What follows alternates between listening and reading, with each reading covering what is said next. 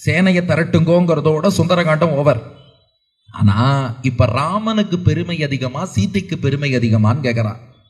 சீத்தை என்ன சொல்லிட்டா, 1 மாசம் ராமனை பிரிஞ்சிருப்பேன்னா, ஊர்துவம் மாசான்ன ஜீவேயம்.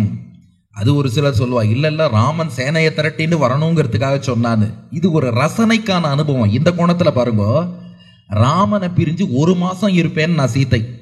ஆனா ராமன் சீதையை பிரிஞ்சு ஒரு நொடி கூட இருக்க மாட்டேன், இப்பவே போய் மீட்கணுங்கிறான். நீங்க சொல்லுங்க, யாருக்கு பெருமை அதிகம்? ராமனுக்கா சீதைக்கா? எத்தனை பேர் சீதைங்கிற, எத்தனை பேர் ராமன்?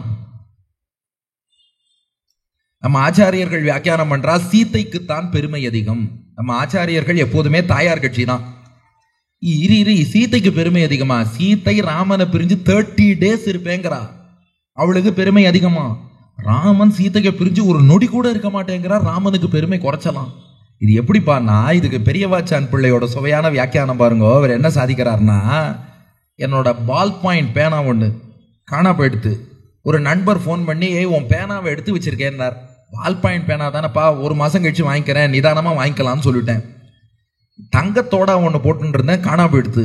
ஒரு நண்பர் ஃபோன் பண்ணி, உன் தங்கத்தோட வச்சிருக்கேன்னார். அதுவா, ஒரு நொடி கூட என்னால் பிரிய முடியாது, கொண்டு வான்னு. அப்போ பால் பாயிண்ட் பேனாவோட பெருமைக்கு அதை பிரிஞ்சு 1 மாசம் இருக்கலாம். ஆனா தங்கத்தோடாவின் பெருமைக்கு அதை பிரிஞ்சு ஒரு நொடி கூட இருக்க முடியாது. ராமனோட பெருமைக்கு அவரை பிரிஞ்சு 1 மாசம் இருக்கலாம், நோ ப்ராப்ளம். ஆனா தாயார் சீதையின் பெருமைக்கு அவளை பிரிஞ்சு ஒரு நொடி கூட இருக்க முடியாது. அதனாலதான் ராமன் அவளை பிரிந்து ஒரு கணமும் இருக்க மாட்டேன் என்று இப்போதே புறப்படுங்கள் என்கிறான் என்பதோடு சுந்தரகாண்டம் பூர்த்தியாகிறது. இப்ப யுத்த காண்டத்தின் முதல் சர்க்கம். நாம எல்லோரும் இப்போது மானசீகமா கிஷ்கிந்தையிலே இருக்கிறோம். ராமன் ஹனுமான்ட்ட சொல்றான், அனுமனே, சுக்ரீவன் சேனையெல்லாம் திரட்டின்னு இருக்கான், அதுக்குள்ள உங்ககிட்ட ஒரு விஷயம் சொல்லணும்டா. பணியாளர்கள்ல 3 வகை. யோகி பிருத்தியோ நியுக்தசன் பர்த்ரா கர்மணி துஷ்கரே குறியாத்த அனுராகேண தமாஹு புருஷோத்தமம். எந்த ஒரு பணியாளன் முதலாளி என்ன கட்டளையிட்டானோ அதை செஞ்சுட்டு அத்தோடு உதவிகரமாக இருக்கும் கூடுதல் செயலையும் சேர்த்து செய்யறானோ அவன் உத்தமமான சிறந்த பணியாளன் அர்த்தம். ஆனா முதலாளி சொன்னதை மட்டும் செய்யறான்னா அவன் கொஞ்சம் மத்தியமோ நடுத்தரமான ஆவரேஜ் பணியாளன் அர்த்தம். முதலாளி சொன்னதையே செய்யாம இருக்கான்னா அவன் ரொம்ப அதமன் மோசமான பணியாளன் அர்த்தம். இந்த ராமன் சொன்ன டயலாக தான் இன்னொருத்தர் சொல்றார், உங்ககிட்ட இருக்க ஆளுங்கெல்லாம் தலையை கொண்டு வானா முடிய கொண்டு வருவாங்க, எங்கிட்ட இருக்கிற ஆளெல்லாம் முடிய கொண்டு வானா தலையை கொண்டு வருவார். இது ராமன் சொன்ன டயலாக் ராமாயணத்துல. சிறந்த பணியாளன் என்பவன் முதலாளி ஒரு வேலை சொன்னா அத்தோட சேர்த்து இன்னும் 10 வேலையை சேர்த்து முடிச்சுன்னு வருவான். நடுத்தரமான பணியாளர்ங்கிறவன் சொன்னதை மட்டும் செய்வான், ரொம்ப தாழ்ந்தவன் சொன்னதையே செய்ய மாட்டான். அனுமானே, நீ உத்தமன்கிறத நிரூபிச்சடா. எத்தனை எத்தனை எத்தனை காரியத்தை தான் நீ சாதிச்சுட்டு வந்திருக்க, உன்னை போல யார் பண்ண முடியும்? ராமன் சொல்றான், யுத்த காண்டம் முதல் சர்க்கம் 12வது ஸ்லோகம். ஈதம் து மம தீனஸ்ய மனோபூய பிரகர்ஷதி எதிகாசிய பிரியாக்கியாத்துகு ந குர்மி சத்ரிஷம் பிரியம். நீ எனக்கு செஞ்சியடா உதவி, இதுக்கு நான் என்னடா கைமாறு செய்ய போறேன்? எவ்வளவு பெரிய உதவி பண்ணியிருக்க, சீதையோட உயிரை காப்பாத்திருக்க, ராவணனை சந்திச்சிருக்க, இலங்கைக்கே தீ வச்சு உன் வலிமை என்னங்கிறத காமிச்சிருக்க, அவள்கிட்ட மோதிரத்தை கொடுத்துருக்க, எங்கிட்ட சூடாமணியை வாழ்ந்து கொடுத்துருக்க. நீ செஞ்சது கொஞ்சம் நஞ்சம் இல்லை அனுமனே. இதுக்கு நான் ரெசிப்ரோகேட் பண்ணணும், கைமாறு செய்யணும்னா என்ன செஞ்சாலும் ஈடாகாதுடா. ராமன் சொல்றான், இதம் து மம தீனஸ்ய, நானும் ராஜ்யத்தை இழந்து செல்வத்தை இழந்து அரண்மனையை இழந்து ஒண்ணுமே இல்லாம இருக்கேன்டா. ஏதாவது ஒண்ணு இருந்தா, என் ராஜ்யம் கையில இருந்தா உங்ககிட்ட கொடுத்துருப்பேன், செல்வம் இருந்தா கொடுத்துருப்பேன், சொத்து இருந்தா கொடுத்துருப்பேன், அரண்மனை இருந்தா கொடுத்துருப்பேன். கொடுக்க ஒண்ணுமே இல்லாத போது இவ்வளவு பெரிய உதவி பண்ணி வச்சுட்டு ஏன்னா உனக்கு என்னடா கொடுப்பேன் என்னடா கொடுப்பேன் நான் ராமன் யோசிச்சுட்டு சொன்னா, இல்ல அனுமனே, உனக்கு ராஜ்யம் செல்வம் அதெல்லாம் கொடுத்தாலும் கூட நீ செஞ்ச உதவிக்கு நான் முழுசா கைமாறு செஞ்சதா ஆகாது. என்கிட்ட ஒன்னே ஒண்ணு இருக்கு, அதை நான் கொடுத்துருட்டுமான்னு கேட்டான் ஹனுமான்ட்ட ராமன். என்னன்னு அப்படியே பார்த்துட்டு இருக்கார் ஹனுமான். ராமன் சொன்னான், ஏஷ சர்வஸ்வபூதஸ்து பரிஷ்வங்கோ ஹனுமதா மயா காலம் இமம் பிராப்பிய தத்தஸ்தஸ்ய மகாத்மனா. ஹனுமானே, என்கிட்ட நான் ஒத்த மட்டும் தாண்டா இருக்கேன், வேற எதுவும் இல்லை. என் மனைவி சீதையும் போயிட்டா, எனக்கு ராஜ்யம் போயிடுத்து, செல்வம் போயிடுத்து, சொத்து போயிடுத்து, எல்லாம் போயிடுத்து, நான் மட்டும்தான் இருக்கேன்.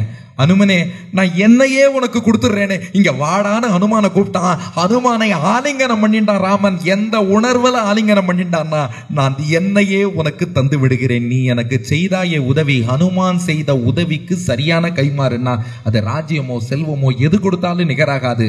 நான் என்ன கொடுத்துடுறேன்னு ஹனுமானே அப்படியே மெய் சிலிர்த்து போகும்படி அவர் எவ்வளவு நாளா என்கின்றது இப்ப ராமனுடைய ஆலிங்கனம் கிடைக்கணும்னு இப்போது ஹனுமானை ராமனே அழைத்து நான் உன்னை தழுவிக்கொள் இத்யுக்த்வா பிரியகிருஷ்டாங்கோ ராமஸ்தம் பரிஷஸ்வஜே ஹனுமந்தம் மகாத்மானம் கிருதகாரியம் உபாகதம். ராமன் அப்படி ஹனுமானை தழுவிக்கொள்ள ஹனுமானுடைய ரோமங்கள்லாம் எழுந்து நின்றன.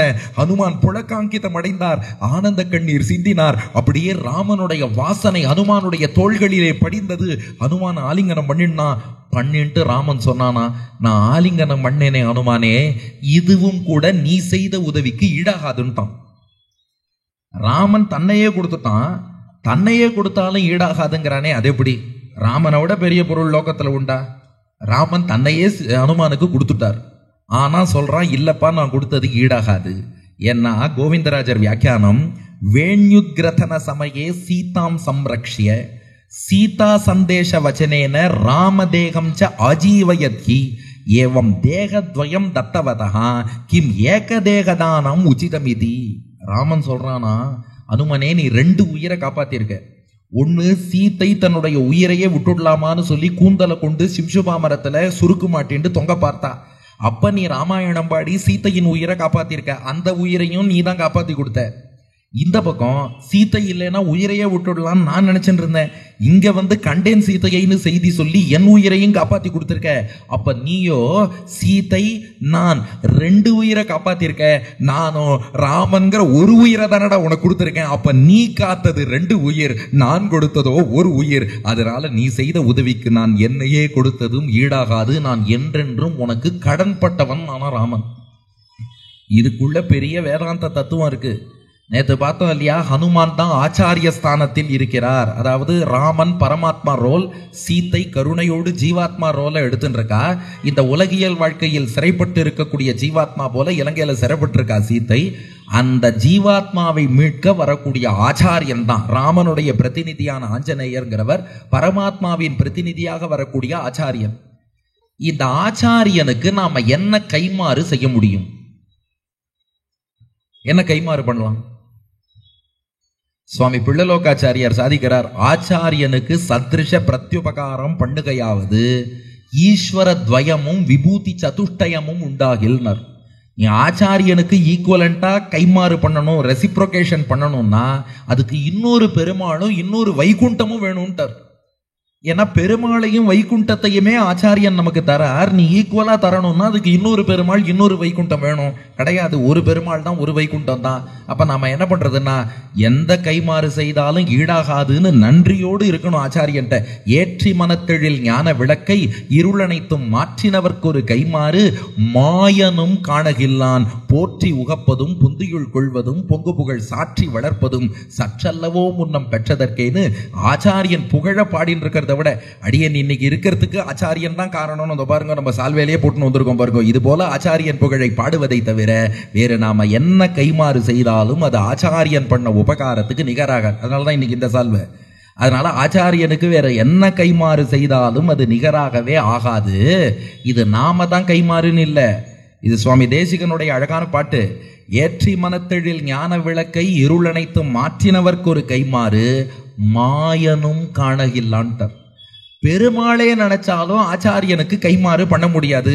அதையும் மாதவனும்னு சொல்லல, கேசவனும்னு சொல்லல, மாயன்னர். இவர் பெரிய மாயாவி பெருமாள், அங்க இங்க பூந்து எல்லா மாயமும் பண்ணுவார். ஆனா இவன் என்ன மாயம் பண்ணாலும் நீ ஆச்சாரியனுக்கு ஒரு கைமாறு பண்ணுன்னு சொன்னா பெருமாளால கூட பண்ண முடியாது. அவ்வளவு ஏற்றம் மிக்கவர் ஆச்சாரியன். அந்த ஆச்சாரியன் பெருமையை உணர்த்தத்தான் ஆச்சாரிய ஸ்தானத்தில் இருக்கும் அனுமானை பார்த்து ராமன் சொல்றான், உனக்கு நான் எது கொடுத்தாலும் ஈடாகாது, என்னையே கொடுத்த பின்னும் ஈடாகாது.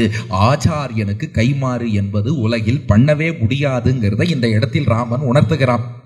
அதுக்குள்ள அங்க என்னாச்சு, சுக்ரீவன் சேனை எல்லாம் தயாருன்ட்டான். இப்ப பார்த்தா நல்ல நண்பகல் வேளை. என்னைக்கு டே 1 நண்பகல் வேளை.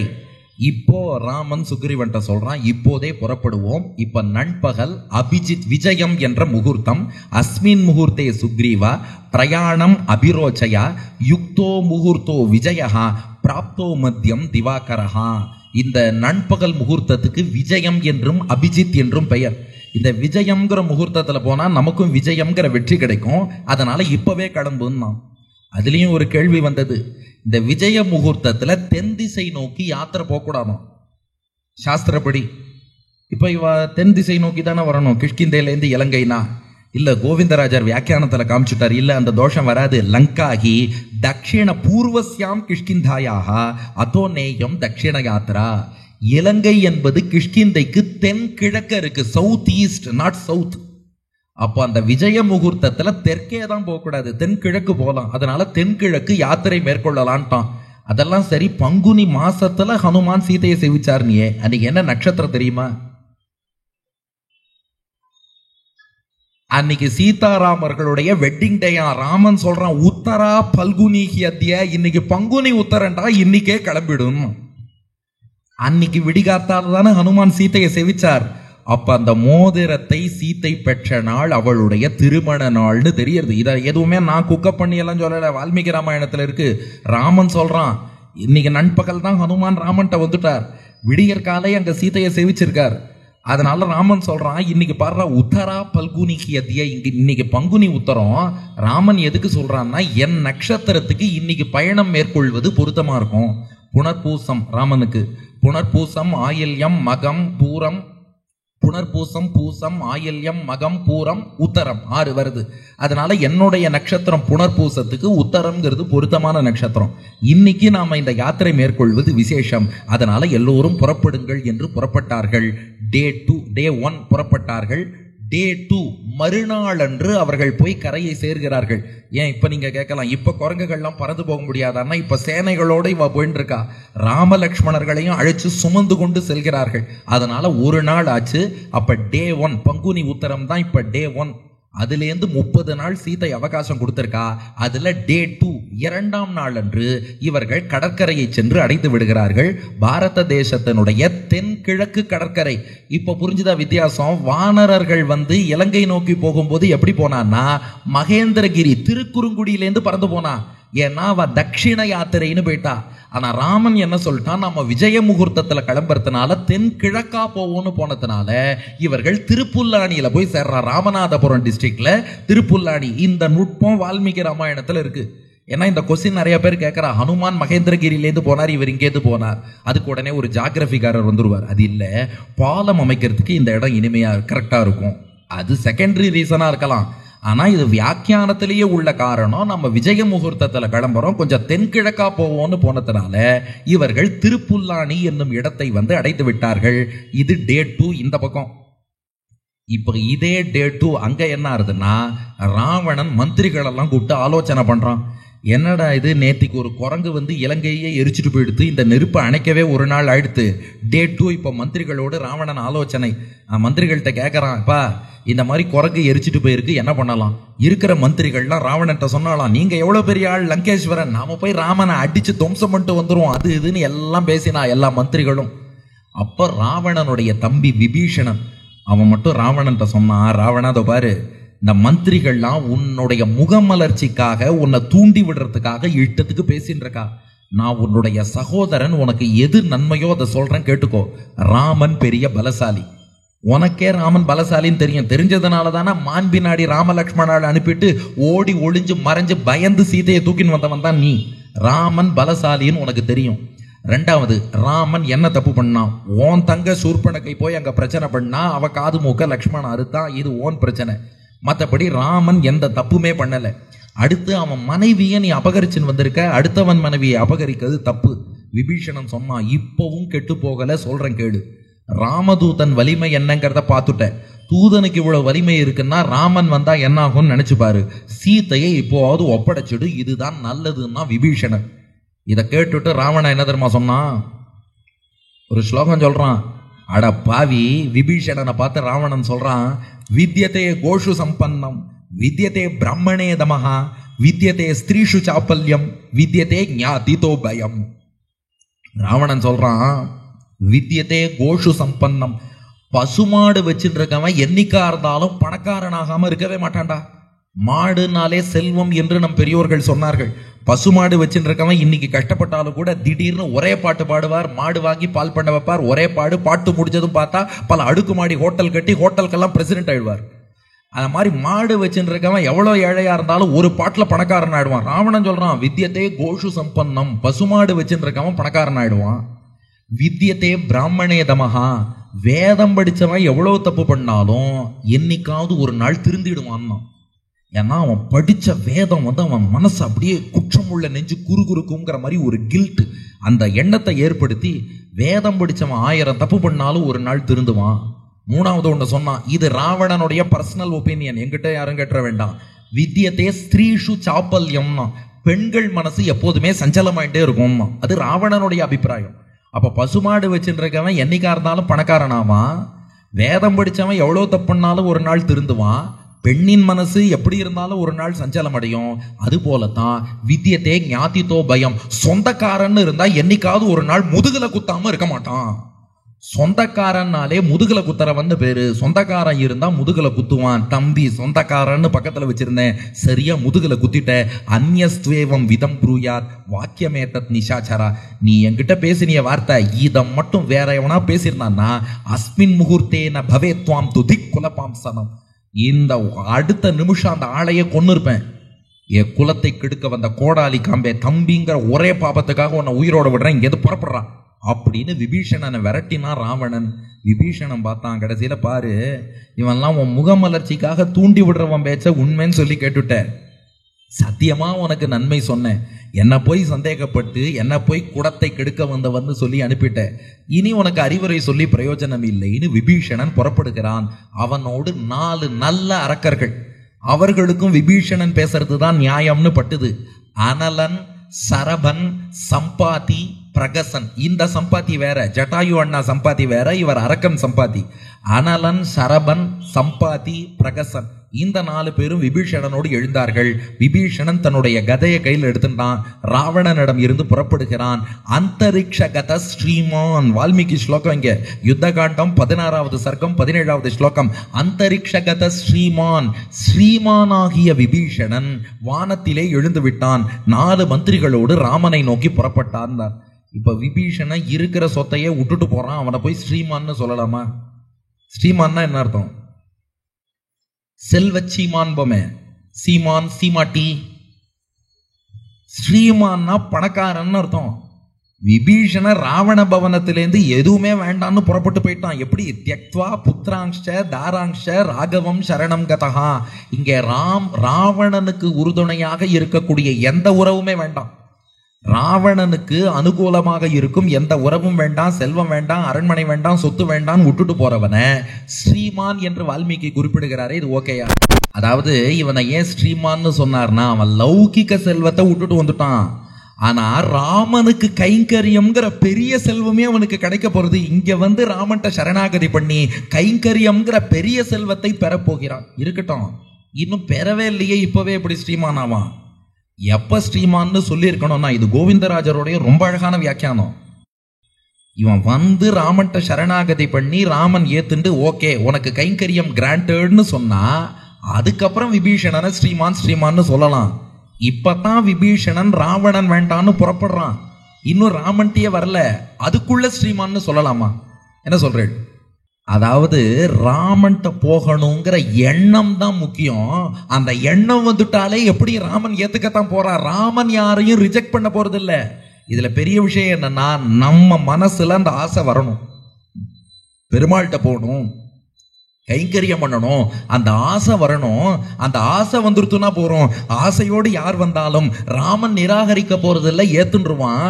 எப்படி மெடிக்கல் காலேஜில் ஒருத்தர் சீட்டு வாங்கிட்டாலே அடுத்த நாளே அவரை டாக்டர்னு கூப்பிட்டுடுறோமோ, ராமன்ட்ட போகணுங்கிற மனசு வந்துட்டாலே அவனை ஸ்ரீமான் கைங்கரிய செல்வம் மிக்கவன்னு தாராளமாக சொல்லிவிடலாம். இதை எவ்வளவு அழகா விளக்குறார் பாருங்க. பிரதிகூல நிவிருத்தி பூர்வக அனுகூல ராம விஷய ஆபிமுக்கிய ஸ்ரீ சமேதா. ராமன்ட்ட போகணும்னு நினைச்சு போதும், அதுவே போதும். ராமன் அவனுக்கு அனுகிரகம் நிச்சயமா பண்ண போறான், கைங்கரியத்தை கொடுக்க போறான்.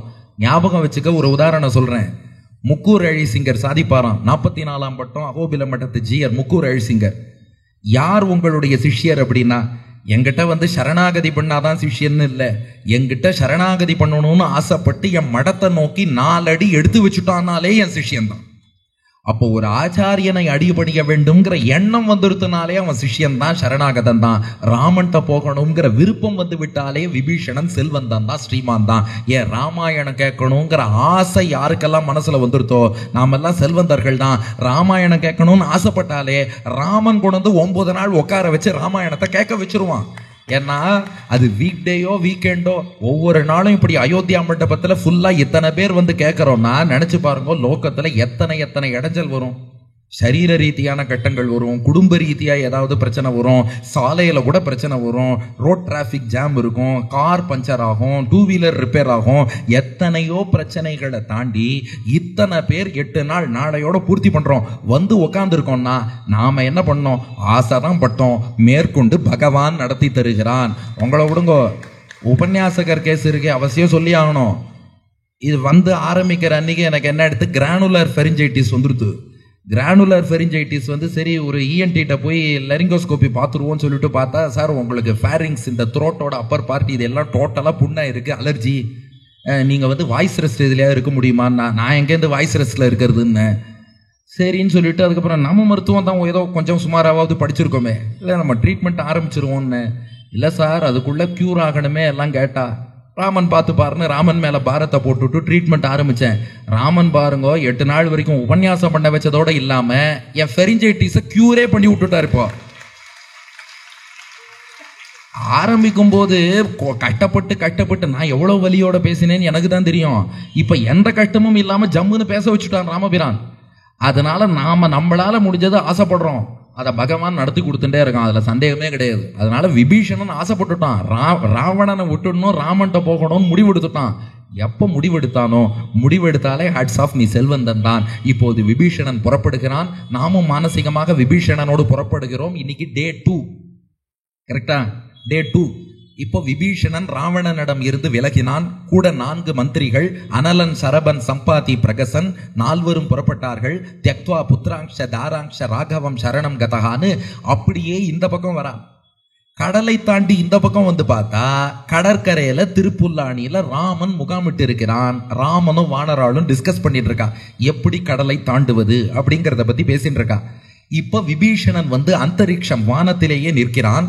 சுக்ரீவன் உள்ளிட்ட வானராளை பார்த்தான், அவள்கிட்ட கை கூப்பி சொல்றான், நான் ராவணனுடைய தம்பி, என் பேர் விபீஷணன், ராமன்ட்ட சரணாகதி செய்ய வந்திருக்கிறேன். அற்புதமான ஸ்லோகம். சர்வலோக சரண்யாய ராகவாய மகாத்மனே நிவேதயத மாம் க்ஷிப்ரம் விபீஷணம் உபஸ்திதம். அத்தனை உலகில் உள்ள அத்தனை பேருக்கும் ஒரே புகலிடமாக எந்த ராமபிரான் இருக்கிறானோ, எளிமையோடு எங்களுக்கு அனுகிரகம் பண்றதுக்காக ரகுகுலத்து ராகவனாக யார் ஒருவன் அவதரித்திருக்கிறானோ, ரகுகுல திலகமாக இறங்கி வந்தாலும் கூட தன் பெருமை குன்றாத மகாத்மாவாக எங்களை காக்கக்கூடிய ஞான சக்தியோடு எந்த எம்பெருமான் இருக்கானோ அவனே கதி என்று சரணாகதி செய்ய வந்திருக்கிறேன். கொஞ்சம் விரைவாக போய் ராமனிடம் செய்தி சொல்லுங்கள். நான் கிடுகிடுன்னு விரைவாகத்தானே சொல்லணும். சுக்ரீவன் விரைவா ராமன்ட்ட ஓடினானோ, எதுக்குன்னா இவனை ஏத்துக்காதேன்னு சொல்றதுக்காக.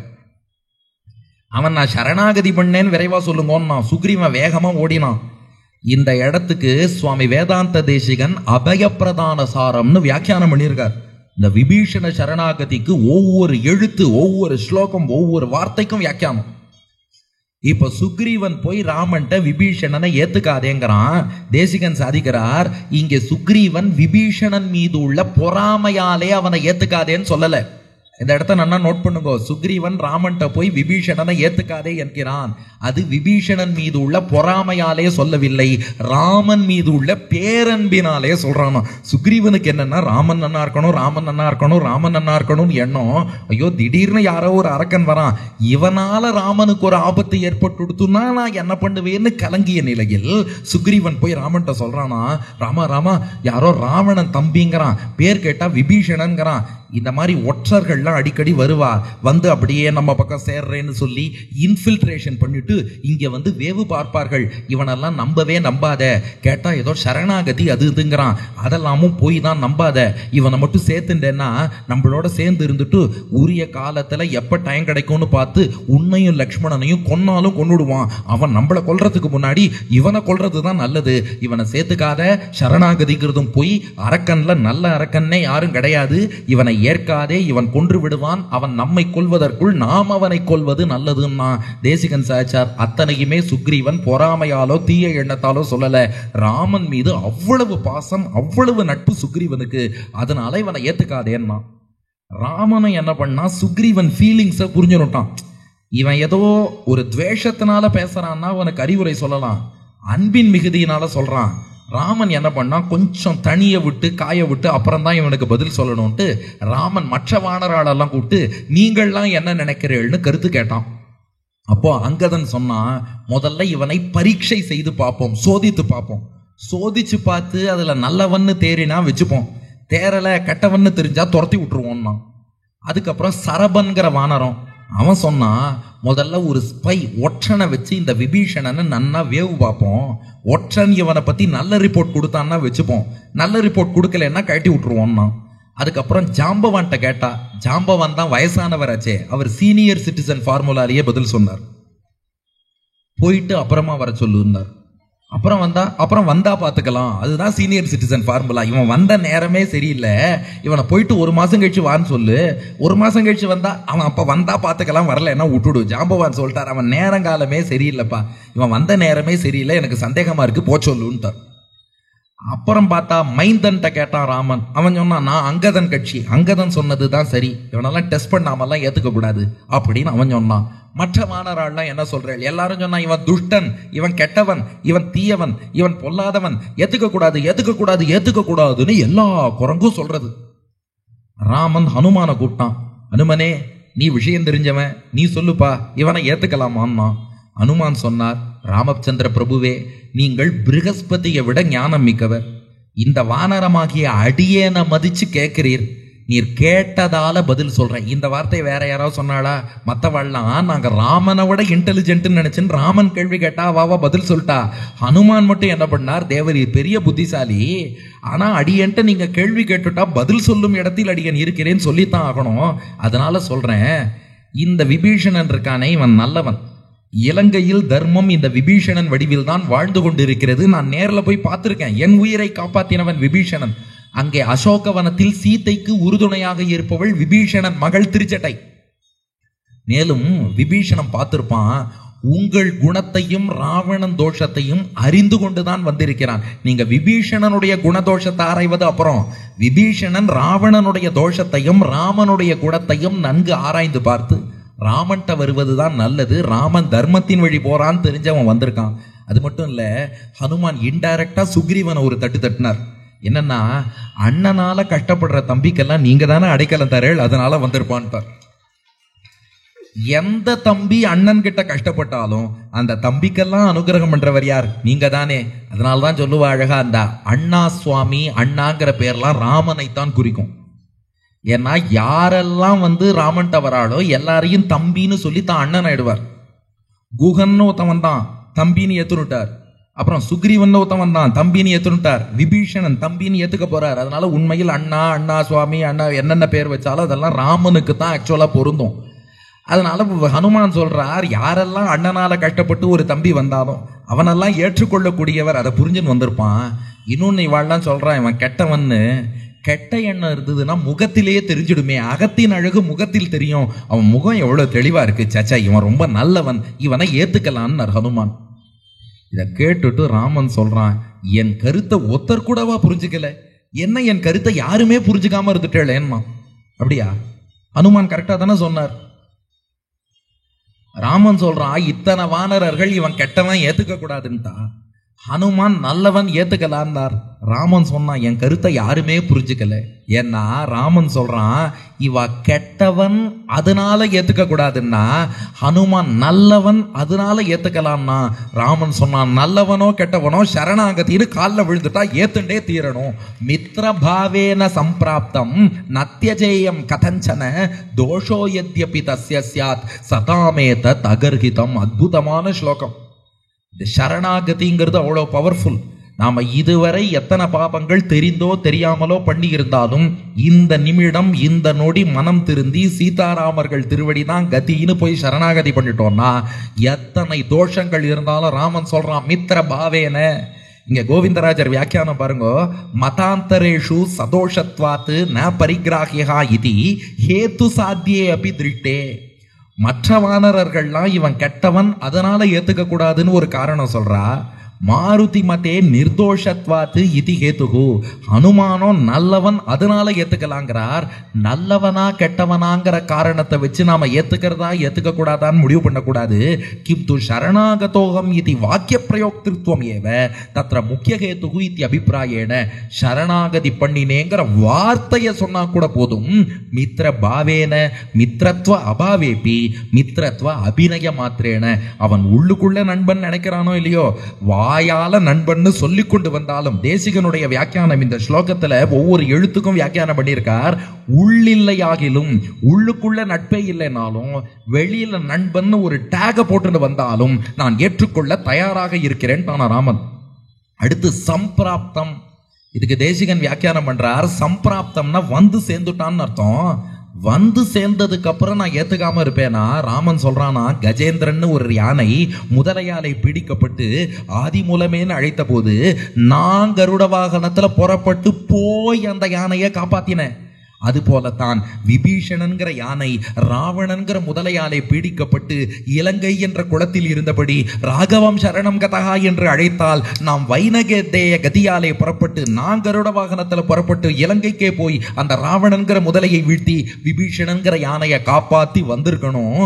நான் தேடி போக முடியாதனால என்ன தேடி அவன் வரும்படியாக வச்சுட்டேன். சம்பிராப்தம். வந்ததுக்கு அப்புறம் கைவிடுவேனா? தேடி போய் காக்கக்கூடிய நான் தேடி வந்த பின் கைவிடுவேனா? மித்ர பாவேன சம்பிராப்தம் நத்யஜேயம். தேசிகன் வியாக்கியானம் பண்றார், நத்யஜேயம். இவனை ஏத்துக்கிறதா ஏத்துக்க கூடாதாங்கிற விசாரமே தேவையில்லை. இது சுக்ரீவன் அன்பால் சொன்னானேங்கிறதுக்காக இந்த விசாரம் நடத்தின. அயோத்தியா மண்டபத்தில் கேட்கிறவாளுக்கெல்லாம் சரணாகதியின் சாரத்தை சொல்லணுங்கிறதுக்காக இந்த விசாரத்தை நடத்தின ஒழிய ஏத்துக்கணுமா வேண்டாமாங்கிற கேள்வியே கிடையாது. நத்யஜேயம். கைவிடக்கூடாது, ஏத்துன்னு தான் ஆகணும். கதஞ்சன. இவனை ஏற்றுக்கொள்வதால் என்னானாலும் பரவாயில்ல. அட் எனி காஸ்ட்னு அர்த்தம். கதஞ்சன என்றால் அட் எனி காஸ்ட்.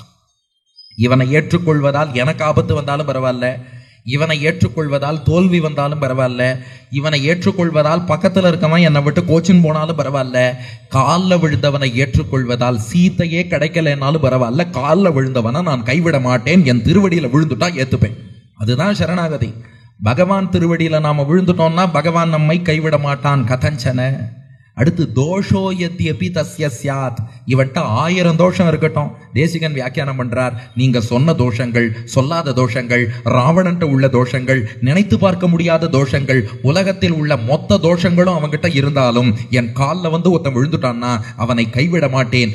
சதாம் ஏதத் அகர்ஹிதம். இப்படி நாம் பண்ணாதான் வள்ளல் தன்மைக்கு எடுத்துக்காட்டான எங்கள் குல முன்னோர் சிபி சக்கரவர்த்தியும் ரகு மகாராஜாவும், எனக்கு வேதம் சொல்லி கொடுத்த ஆச்சாரியன் வசிஷ்டரும், சரணாகதி தர்மத்துக்கு பெயர் போன ஆச்சாரியன் விஸ்வாமித்திரரும், இத்தனை பேரும் சதாம் ஏதத் அகர்ஹிதம். இப்படி பண்ணாதான் என்ன பாராட்டுவாளே ஒழிய நான் காலில் விழுந்தவனை கை விட்டுட்டு அதுக்கப்புறம் இலங்கையில போய் ராவணனையே ஜெயிச்சு சீதையை மீட்டுன்னு வந்தாலும் என் குல முன்னோர்களோ வசிஷ்டர் விஸ்வாமித்திரரோ என்னை பாராட்ட மாட்டார்கள், இகழ்வார்கள்.